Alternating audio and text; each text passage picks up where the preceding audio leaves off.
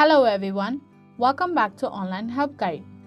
Today in this video, I'm going to show you how to hide liked videos on TikTok. So watch this video till the end. First, open your TikTok app. Then tap on Profile that is on the bottom right corner of your screen. Then tap on three bars on the top right corner of your screen, also known as hamburger menu drawer. A menu will pop up.